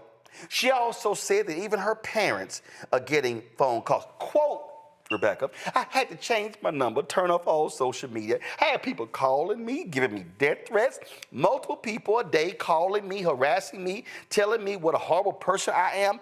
My parents still get phone calls." I'm sorry, it's above me now. I mean, I guess her parents should have raised her better. I mean, she learned that from something. I mean, yeah, she fled the state. Those boots are made for walking. And she walked up out of that state. I mean, come on. Like, don't let all this rhetoric that you're hearing on TV confuse you. Like, people aren't dealing with this. Just like last week, we talked about some of the changes in the military. Like, look, people can say what they want. They can do all this anti-DEI and say we're going to remove Medgar Evers' name and all that stuff. But the rank and file is still primarily Black folks. And some brown folks. Like, everyday, regular people aren't putting up with this. So whatever courage y'all think you're getting from the president, you don't got the president's security. Nope. And y'all need to just leave people alone because people are fed up. Leave us the F alone. We don't bother nobody. We don't want to bother y'all. Just leave us alone. But if you bother us, you might have to move. Eugene, I got one more. Her ass said, you're going to love this one here. She was asked the question if the N-word is something that she says often.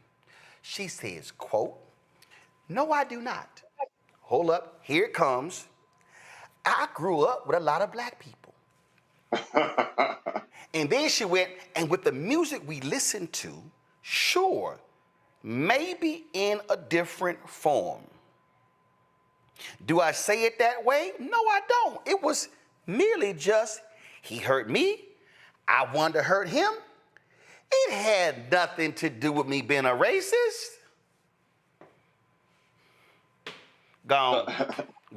So look, right? This is what I want them brothers to do, right? I'm pretty sure you got some folk that support you. I want, when them cash apps come through, I want her to relive this forever. So when the cash apps come through, this is what I want you to do. I want you to go over to one of these little platforms, all right? I want you to take out an ad, and I want you to just run that video, that 15 seconds of her calling you a Nigger, so she can never escape it no matter where she goes. And them ass is cheap. I want you to make sure she never escapes it. Because, one more time, it just rolled right off her lips. She knew what she was doing. She knew what she wanted to say. It was her entitlement. She thought she owned the street. One more time, bro said all you had to do was ask me to move the truck. We would have moved the truck for you. But, she had to strut away thinking she was some kind of badass and call him a nigger. And what we're not going to do is make sure, think she could just, ease on out of it by, delete my social media. And then I'm going to dye my hair. Sorry, this is 2025, baby girl. They could dock Social Security and everything. I'm not advocating for it. As a victim of it, I'm not advocating for it. But listen, I just want white people to stop calling Black people niggas, so then you don't have to deal with the find out part of the fuck around. But I love how she like, it's in our music. I can imagine, what's her little name again? I can imagine her little trifling ass. Hold on, let me go back. I can imagine Kaylee sitting here like, I ain't mean it that way. I kind of meant it. I said it, but I ain't quite said it in that form. Can you imagine Kaylee doing this here?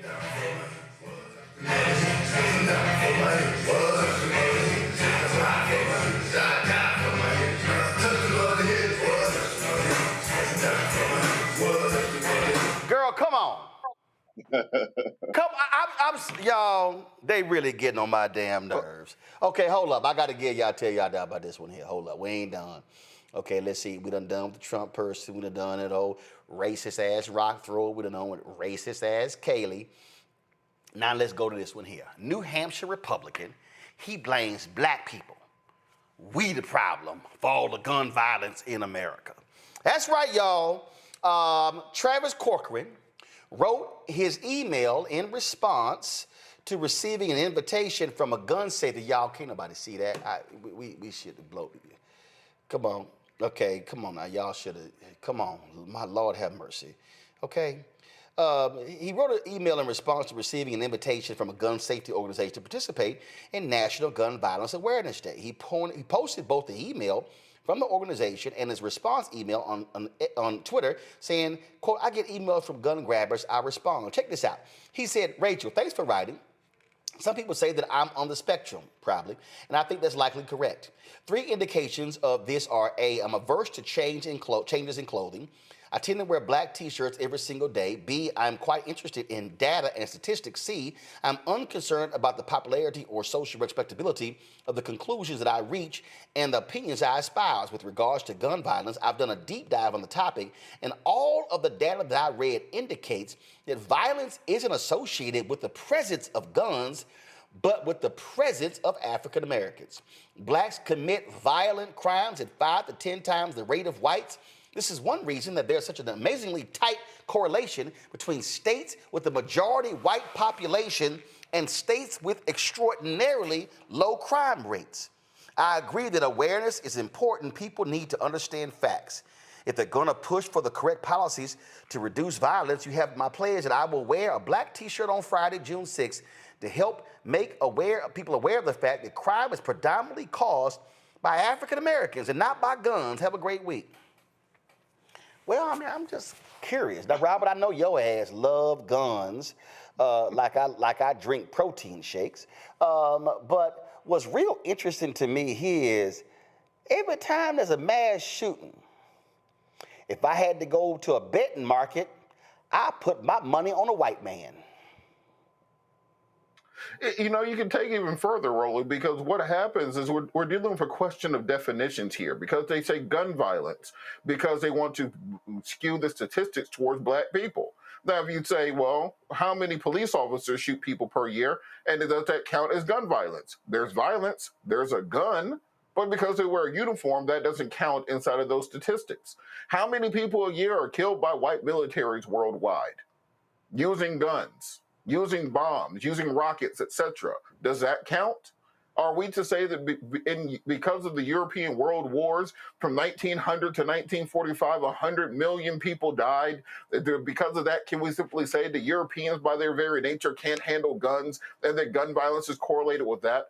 These are the sorts of ridiculous things that we end up fighting against, and that these are the arguments that we are losing when we allow these conservatives to change the American educational system.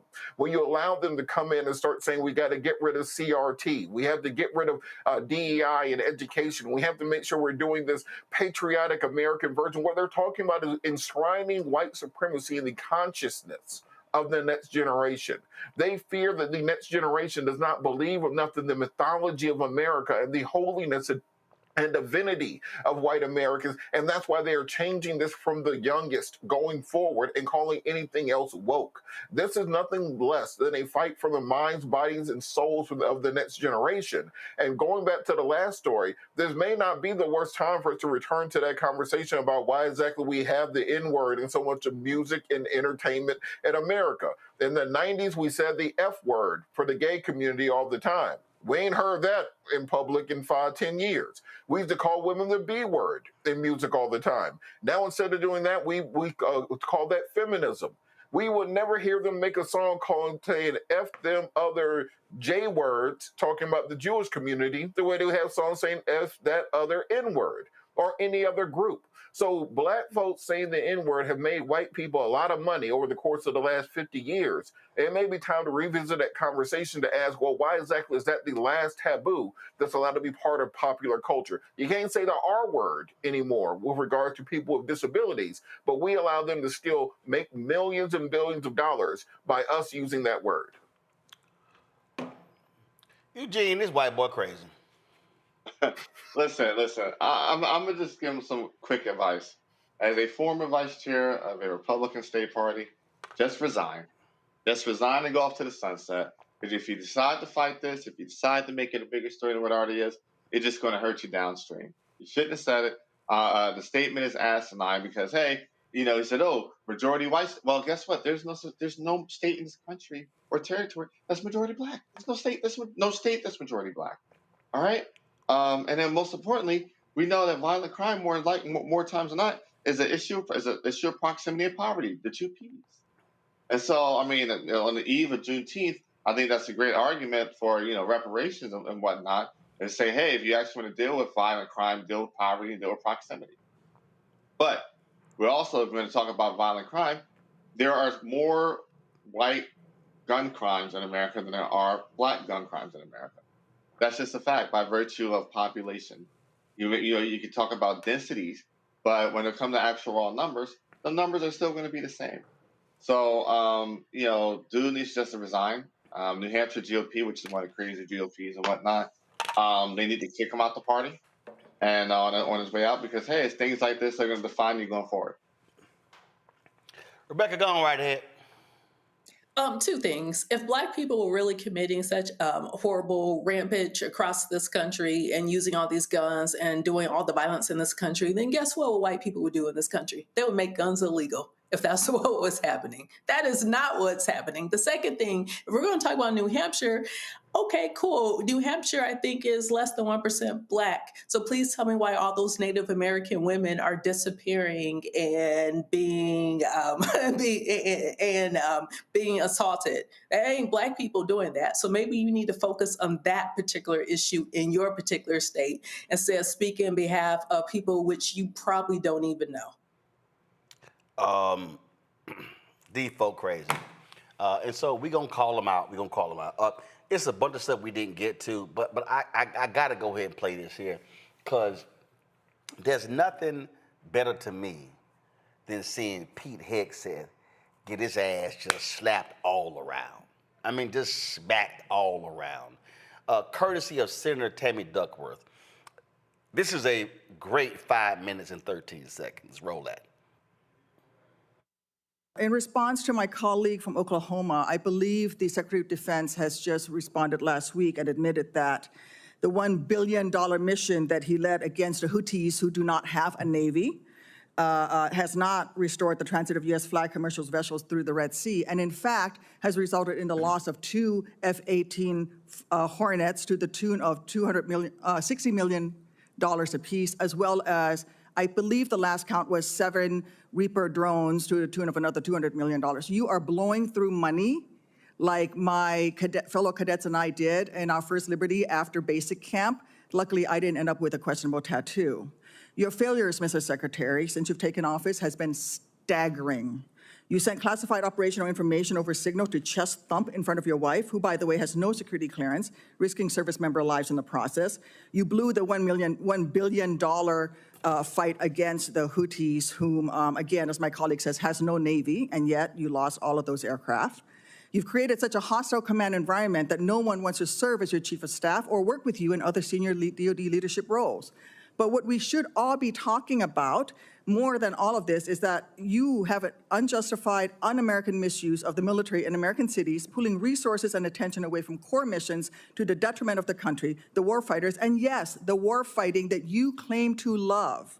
I don't know if this is because you are too inexperienced and incompetent to understand the real threats facing our country, or if it's because you are just an unqualified yes man who can't tell the president how to keep Americans safe. You are focusing on renaming basis for Confederate generals. You said just now to Senator King that to a man and to a woman, we would rather be associated with the old Confederate names. Well, I am one of those women. I served at Fort Rucker, Alabama, a base that was named for a traitor who took arms against the United States of America, led troops who killed Americans. It was renamed for Mike Novosel, a Medal of Honor recipient, who in his citation for the Medal of Honor includes that he saved 29 American lives, to include hovering backwards in a helicopter towards an enemy bunker where a wounded American was laying and saved that person, including after being taken fire himself. I know a little something about what it takes to fly a helicopter when you've been hit by enemy fire. That was heroic. I'd rather be associated with Mike Novosel than a failed Confederate traitor. I don't know whether you are inexperienced or too incompetent, but I wonder when you will actually focus on our nation's warfighting mission. We know that California is just a deliberate, systematic, political and dangerous campaign led by you. We should not be using our military to play cops against Americans. General Kane, as chairman, a key part of your job is to coordinate military planning across the joint force. Is the department currently incorporating into any military plans expanding the use of the reserve forces to include the National Guard or active duty troops to support domestic law enforcement, including in other locations in the United States? Senator, you know, we careful. No, General. Well, it's not really a yes or no question, Madam Senator. We plan all kinds of different things. I think it is a yes or no question. I'm not aware of anything, but the reason why I'm answering is the tags may be looking at something that I'm not aware of. What are you doing at your level? You're not aware of that happening at your level? Because we know that on his first day, President Trump directed U.S. Northern Command to revise its unified command plan to add new planning requirements to combat, and I quote, criminal activities.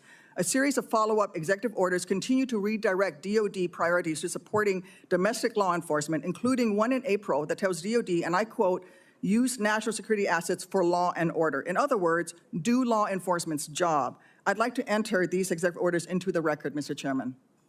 Is there objection? Without objection, so ordered. Secretary Hegseth, you say you are focused on warfighting and warriors. These are your words. Yet you are diverting untold DOD resources and attention to a fundamentally non-military mission of domestic policing. Across the country, we have qualified police officers who are trained for that mission. They know those streets better than the Marines you deploy to Los Angeles, who normally focus on the Indo-Pacific. And you recently approved 700 more troops in 3 other states to do admin and logistics works for ICE. You say all of this is valuable training, but I would much rather have our troops do tough, realistic training relevant to high-end combat. Instead of typing in spreadsheets for ICE, they should be conducting live fire maneuver exercises. Instead of patrolling American neighborhoods and standing in front of federal buildings, they should be rehearsing call for fire missions. We have local police who can stand in front of those federal buildings. And the list of distractions goes on. You are encouraging the DOD workforce to go work for DHS in increasing numbers. You're pulling the military away from facing foreign enemies who literally say things like death to America. And you're putting troops with weapons aimed at Americans. Mr. Secretary, let the military get back to its real job. Stop forcing them to do DHSs. And if you want to be DHS Secretary, maybe you can apply for that job when you're fired from this one due to your incompetence. Ooh, damn, Rebecca, she read his ass for filth. That was the clip I needed to see going into Juneteenth. I mean, what more can you say? Look, she is a true patriot. She served honorably in our nation's military. And so when we talk about experts, that's what expertise looks like. So we saw someone who is not an expert but has the position. And then we saw an expert. We saw someone who is very thoughtful when it comes to policy, especially around our military.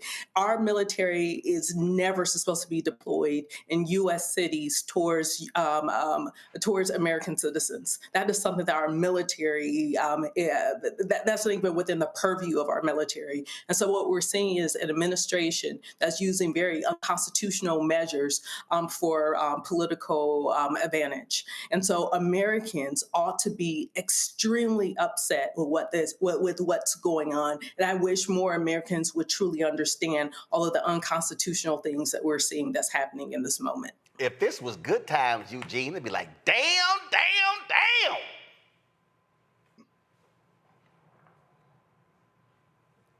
Eugene, if you're going to respond, your ass can't be on mute. My bad. Sorry. You're not going to have it muting up, all right? You mute up, mute out. But, I mean, it's like, it's talk about getting the business clear. I mean, she essentially told him, she said, listen, we grew here. You flew here and don't belong here. And we still going to be here after they get your ass up out of here. Senator Duckworth, we appreciate her service to this country and her continued service to this country. Because look, you need people like her that literally have the lived experience to be able to actually, deal with an out of control, Pentagon executive branch in real time. I believe she outranked him in service. I know now, of course, he's sec def, but the thing is this, he will eventually be fired. When whether it's a botched response to eventual response to Iran or something else, Trump will eventually get rid of him. But it'll be senators like Senator Duckworth and others that'll still be standing strong afterwards. But she told him, said, listen, you knew here, we grew here, you flew here, and we're still gonna be here when they get your ass up out of here. Bottom line here, that's the kind of heat. Look, he been a pompous ass on Capitol Hill all week, Robert. That's how you need to put that fool in his place. Yeah, and for people who didn't watch the entire hearing, that was the entire hearing was like that, with people reading him the riot act. And this is why I encourage people to understand, don't look at the people at the top of the Trump cabinet. These are actors. He literally pulled half of them off of TV. They don't know anything about it. They are just there to go look on camera and do things. Dig down into the documents and find the undersecretaries. Find the technocrats who you've never heard of. Those are the people who are really running the government. Do you really think they put the drunk guy from Fox and Friends Weekend in charge of a $1 trillion budget? No. So when I say that this is important, you have to look at what the current U.S. policy is with regards to Iran. The reason that we are massing aircraft carriers in the region, bringing a third aircraft carrier from the Straits of Malacca to the Persian Gulf, the reason we are repositioning as many as 50 area refueling tankers from the east coast of the U.S. to European command, the reason 2 months ago we repositioned 19 B-2 stealth bombers from Missouri to Diego Garcia in the Indian Ocean, is because very clearly we're about to go bomb the hell out of Iran. And Israel has already started taking out the early warning radars, taking out the command and control centers, assassinating much of their high-level leadership, taking out Hezbollah and the Houthis and Hamas, who are their proxies in the region. But folks need to understand that Iraq and Iran are not the same thing. Iran has a space program. Iran has one of the most powerful drone armies known to mankind, so much so they were selling drones to Russia the last 2 years. If you think we're simply going to go in and in 2 weeks remove them the same way did Saddam during Desert Storm, that is not going to take place. And before this administration runs its headlong into another 20-year entanglement in the Middle East, we need to be asking serious questions about what exactly is happening, what it will mean, and whether or not we should be spilling American blood for a war that Netanyahu started. Bottom line is, way to go, Senator Tammy Duckworth. Rebecca, Eugene, Robert, surely appreciate it. Thanks a lot. Hey, folks, we don't have a show tomorrow. Tomorrow's Juneteenth. We normally do a show on Juneteenth, but we're going to be broadcasting live on Saturday from Richmond, Virginia, at the Virginia Commonwealth Dinner. So the Blue Commonwealth Gala will be broadcasted live beginning there. The VIP reception is at 5 p.m. We'll be live beginning at 5 p.m., so we can't wait. So you definitely want to check us out then. Tomorrow I'm going to be in Charleston, West Virginia for a Juneteenth speech taking place tomorrow. St. Louis, I'll see y'all Friday in St. Louis. I was literally just looking at my itinerary. So St. Louis, I'm going to be at the Jubilee Project. It's going to be at the JFK Community Center, 315 Howdershell Road, Florissant, Missouri. It's going to be on Friday. So that event, meet and greet, VIP meet and greet, is going to be at noon, and then my keynote speech as well as fireside chat is going to be at 3:15 p.m. So look forward to that. So lots of stuff going on. So folks, hey, if you want to support the work that we do, join our Bring the Fuck fan club. Our goal is to get 20,000 of our fans contributing on average $50 each a year. It's $4.19 a month, 13 cents today. Support the work that we do. Of course, if you want to contribute via Cash App, here is the Strike QR code right here for Strike. And so you can just use that QR code. If you want to, of course, send check and money order, go to, first of all, make it out to Roland Martin Unfiltered. Make it payable to Roland Martin, P.O. Box 57196, Washington, D.C., 2003, 7-0196. PayPal is R Martin Unfiltered, Venmo, RM Unfiltered, Zelle, Roland at RolandSMartin.com. Roland at RolandMartinUnfiltered.com. Download the Black Star Network app, Apple phone, Android phone, Apple TV, Android TV, Roku, Amazon Fire TV, Xbox One, Samsung Smart TV. You, of course, also can be sure to get my book, White Fear, How the Browning of America is Making White Folks Lose Their Minds, available at bookstores nationwide. Get the audio version I read on Audible. You can also, of course, support us by getting our swag.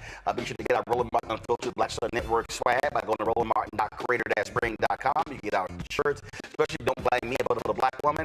You can get all of that at rolandmartin.creator-spring.com. Don't forget, you can also, of course, go to support our black-owned companies. Go to shopblackstarnetwork.com. Shopblackstarnetwork.com to shop our marketplace for those products. And, of course, we want you to also get the app Fanbase. So that's right. Download the app Fanbase, Android, Apple.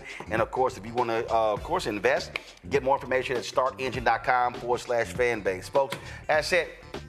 Y'all be well. Have a fabulous Juneteenth. And we're going to keep bringing the funk as we always do. Now it's time for Truth Talks. Holla!